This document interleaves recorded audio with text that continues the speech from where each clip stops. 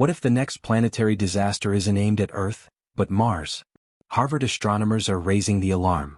The interstellar comet 3I/Atlas, once believed destined for a harmless pass, is now tracking close enough to slice within the Moon's distance from Mars itself. NASA's latest data leaves no doubt. Their top analysts are on high alert, chasing a possible collision that could change everything we know about planetary safety. If this cosmic wild card defies the odds, Mars might become ground zero in a solar system event no one saw coming. But just how real is the threat? And what's driving the most urgent warnings yet from Harvard and NASA? Inside Harvard's Center for Astrophysics, the first warning didn't come from a telescope, but from an error margin shrinking on a computer screen. At 2:13 a.m., a routine orbital fit for 3I/Atlas finished running on the department's high-performance cluster. The numbers were different this time. Closer, tighter, with the closest approach to Mars cut by nearly 400,000 kilometers compared to the previous week.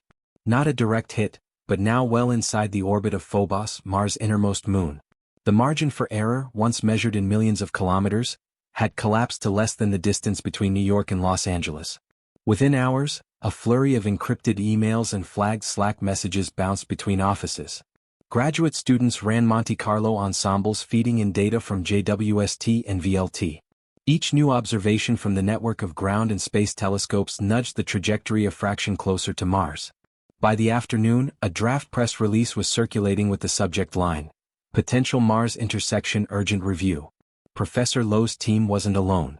Cross-campus threads pulled in dynamicists from the Black Hole Initiative and the Minor Planet Center. One postdoc staring at the latest covariance matrix typed simply, "This isn't a drill." The orbital uncertainty ellipse, astronomers' visual shorthand for where an object could end up, had narrowed to a razor. As of 2 days before the public alert, Harvard's internal risk models showed the probability of a Mars encounter rising by a factor of 10, even as the absolute odds stayed low. The difference was enough to trigger a red flag. The department's official statement was measured, but behind the scenes the mood was tense. Every new data point was logged, time-stamped, and triple-checked. Harvard's computational models, now running hourly, showed a persistent trend. Unless a major outgassing event kicked 3I/Atlas off course, the comet would pass dangerously close to Mars, close enough that a single unpredictable pulse could tip the balance. The decision to go public wasn't taken lightly, but with the margin for error shrinking and the world's largest space agency watching, the risk of silence outweighed the risk of alarm. By the time the press release hit the wires, NASA's Jet Propulsion Laboratory had already requested Harvard's latest orbital solutions. The handoff was complete.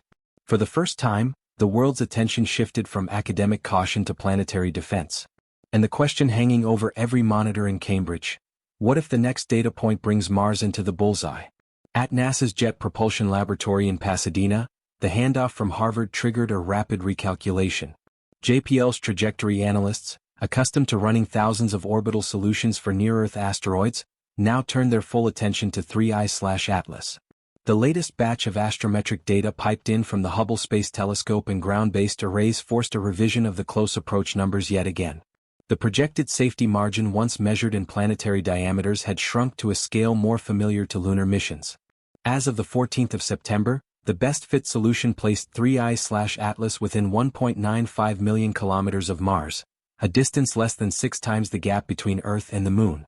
That number alone did not trigger alarms, but the object's retrograde high-inclination approach, crossing Mars' orbit at nearly 87 kilometers per second, set off a different kind of alert.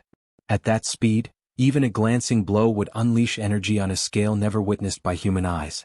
Every new data point trimmed the uncertainty ellipse, and every Monte Carlo run in JPL's ensemble models nudged the probability curve a hair closer to the critical threshold used by the Planetary Defense Coordination Office.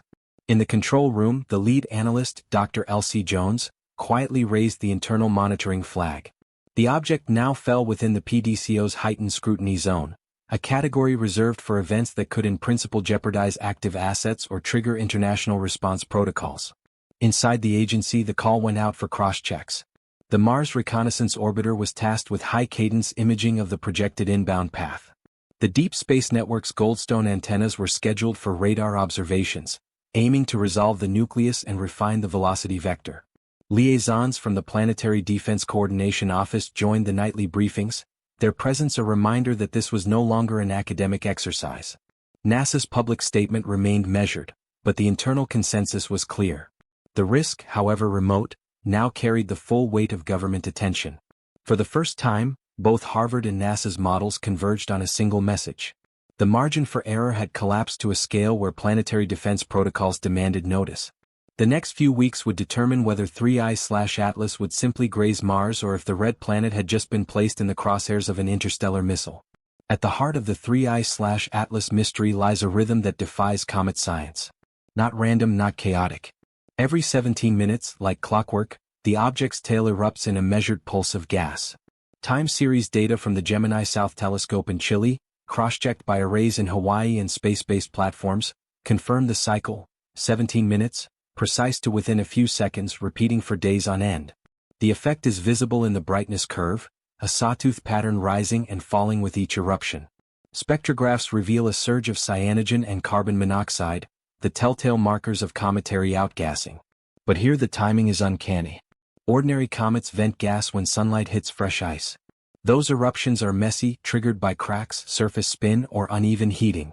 In 3I/Atlas, the pulses arrive with metronomic regularity, as if governed by an internal clock. Observers at the Very Large Telescope track the plume's direction, noting that each burst aligns subtly with the comet's changing velocity vector.